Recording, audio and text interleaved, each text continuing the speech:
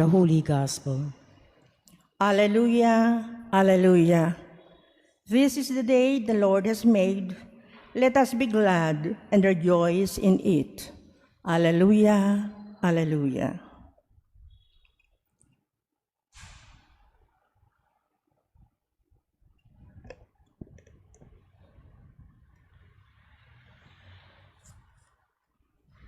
The Lord be with you. And with your spirit. A reading from the Holy Gospel according to Saint John. Glory to you, O Lord.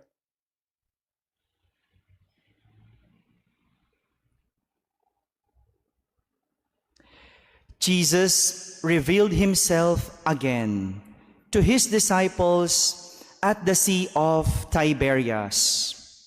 He revealed himself in this way. Together with Simon Peter, Thomas called Didymus, Nathanael from Cana in Galilee, Zebedee's sons, and 2 others of his disciples. Simon Peter said to them, "I am going fishing." They said to him, "We also will come with you."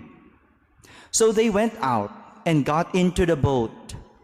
But that night, they caught nothing. When it was already dawn, Jesus was standing on the shore. But the disciples did not realize that it was Jesus. Jesus said to them, "Children, have you caught anything to eat?" They answered him, "No." So he said to them, "Cast the net over the right side of the boat, and you will find something." So they cast it, and were not able to pull it in because of the number of fish. So the disciple whom Jesus loved said to Peter, "It is the Lord."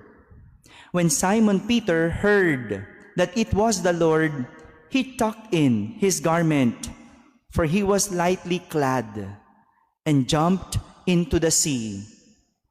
The other disciples came in the boat, for they were not far from shore, only about 100 yards, dragging the nets with the fish.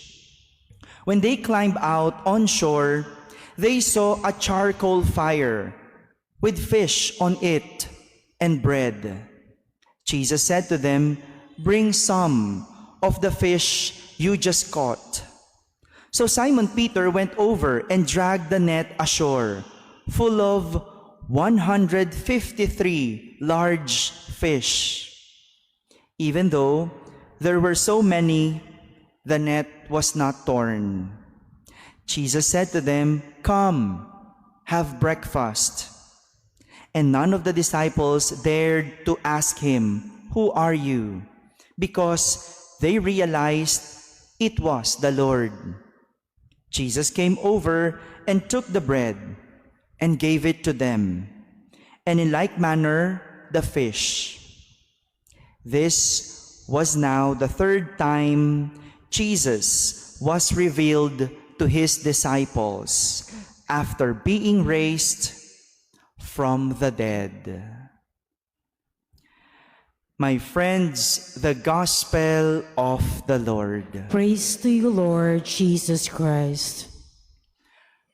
Good afternoon, my dear brothers and sisters. Happy Easter po sa inyong lahat. Could you kindly greet the person beside you? Happy Easter. First Friday of Easter.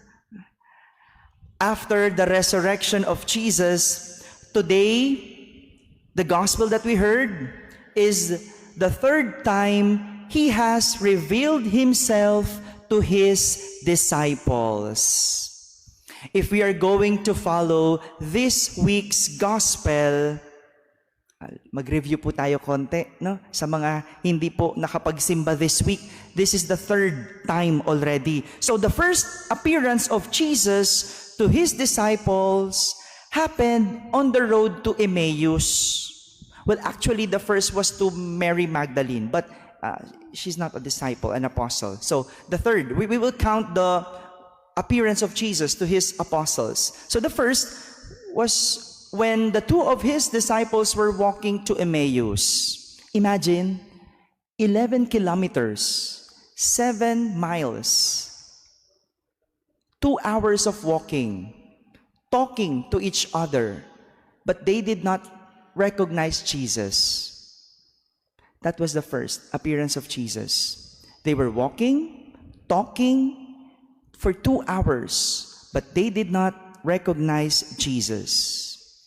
Only when they reached Emmaus and when they were eating dinner did they recognize Jesus. When Jesus took the bread, said the blessings, broke it, and gave it to them. That was the only time they recognized Jesus. But it was too late. Jesus disappeared. That was the first appearance of Jesus. The second was when Jesus appeared before his disciples, while the two disciples who came to Emmaus were relating their experience with Jesus. Yung dalawang alagad, they went back to Jerusalem. They walked again for 11 kilometers, for 2 hours again, or maybe shorter, because the 2-hour walk is the usual pacing, usual walk, no? Yung usual na lakad lang na bilis. No? But this time, they walked faster because they were so eager to talk about what they had experienced. They want to tell the news that they saw Jesus. So this is the second appearance. While they were telling the story, how they recognized Jesus on the breaking of the bread, suddenly Jesus appeared in their midst. How do you think they felt during that time when suddenly Jesus appeared? Hello? Naantok na po kayo? 2 pa lang tayo, may 3 pa. Jesus, or the disciples were afraid, got scared because they thought Jesus was a ghost. Of course, bigla ba na may lumitaw that did not pass through the door? You will only recognize that someone as a ghost. But of course, Jesus proved himself that he's not a ghost. He showed his hands, his feet, and asked for food. Kumain siya. He ate in front of them to prove that he is not a ghost. That's the second appearance. And the third is what we heard in our gospel today. It was when the apostle decided to go back to their old life. What was their old life? Fishermen. They went back fishing. They spent the whole night and caught nothing. Imagine, you are a fisherman and you are good on that profession. But all of a sudden, after going back to your old life, suddenly you caught nothing. How do you think they felt? They felt bad, di ba? Dati ang galing-galing mo mangisda, ngayon wala na. So para bang nangalawang ka na? Para bang parang dati kang doktor, tapos after some time you went back from your profession, hindi mo na kayang mag-opera. Something like that. So they felt so bad. For they worked the whole night, but they caught nothing.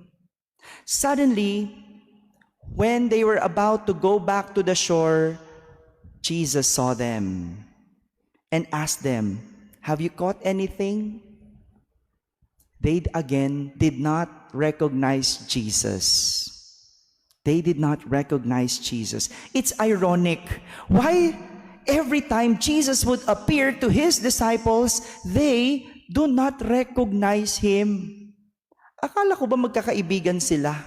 Akala ko ba magkakasama sila? Why do they fail to recognize Jesus? Only then, when the beloved disciple recognized that it was Jesus, did they also recognize Jesus.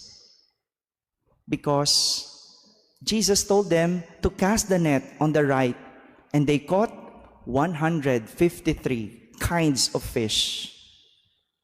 Three things that we could learn from the story. First, the apostles went back to their old lives. Just because they were not with Jesus anymore, the apostles were quick to decide to go fishing again. It's as if they have forgotten that they have already left their old life to be Jesus' followers.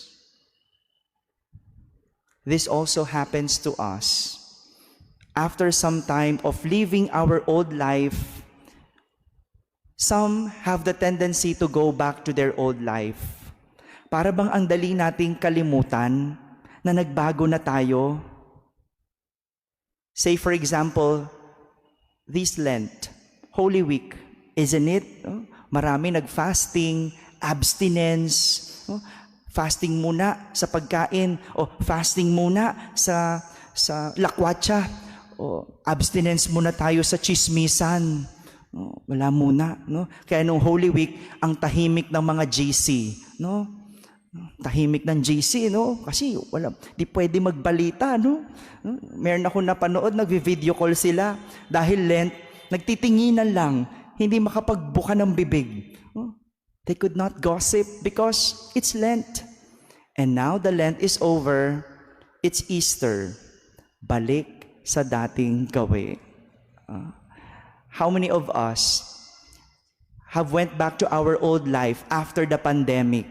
Isn't it? During the pandemic, we learned so much. This time, I will save. Because we have experienced the pandemic. No? Ang daming nagdusa. Ang daming nagkasakit. This time, I will take care of my health. Many already changed their lives. But now, after the pandemic, kamusta pong pagbabago? May naipon na po ba? O sinisisi pa rin ang Lazada at ang Shopee? Wala ko naiipon kasi kadarating lang ng 4-4. Suddenly, we're like the apostles. We're easy to go back to our old lives. Second, they did not recognize Jesus. I do not know why every time Jesus would appear to his disciples, they could not recognize him. Probably the reason was they were too focused on their own concern. This time, their concern was their livelihood. Wala silang nahuli. Ang hirap naman talagang makita ang Diyos kapag you're too focused on your livelihood. Diba? Kaya nga hindi nakakapagsimba paglinggo kasi nagtatrabaho pa din. Naglalaba. No? Doon maglilinis ng bahay. No? What else do you do every Sunday that makes you not to go to Mass? No? Diba? Ang dami nating dahilan. And we fail to see Jesus whenever we're focused on our own concerns. Yung magdamag kang nagtrabaho, pero wala kang nahuli, ang hirap makita ang Diyos. Nagpakahirap kang mag-aral, nagpuyat ka, sinamahan mo pa ng lakwatsa, tapos bagsak ka sa board exam. Diba? Ang hirap makita ang Diyos. Ang tagal ninyong magkarelasyon, tapos mauuwi lang din sa hiwalayan. Ang hirap makita ang Diyos. Matapos mong ibigay ang lahat, tapos sa huli, hindi pa rin sapat. Ang hirap makita ang Diyos. In this time that we're so focused on our own concern, it's really difficult to recognize and see Jesus in our lives. Pero sinasabi sa atin ng kwento, kahit hindi mo nakikilala o nakikita ang Diyos sa iyong buhay, kasama mo ang Diyos. They failed to recognize Jesus, but Jesus was with them all the time. The third is when Jesus invited them for breakfast. Jesus asked them, "Come, have breakfast." Even if the apostles went back to their old lives, even if they did not recognize Jesus, Jesus still invited them to have breakfast. He welcomes them with open arms and feeds them. This is the nature of God. He accepts those who reject Him. He welcomes back those who turn their backs on Him. And He forgives even those who wronged Him. My dear brothers and sisters, this is the message of Easter for all of us. That we have a God who is all accepting, welcoming, and forgiving. Amen.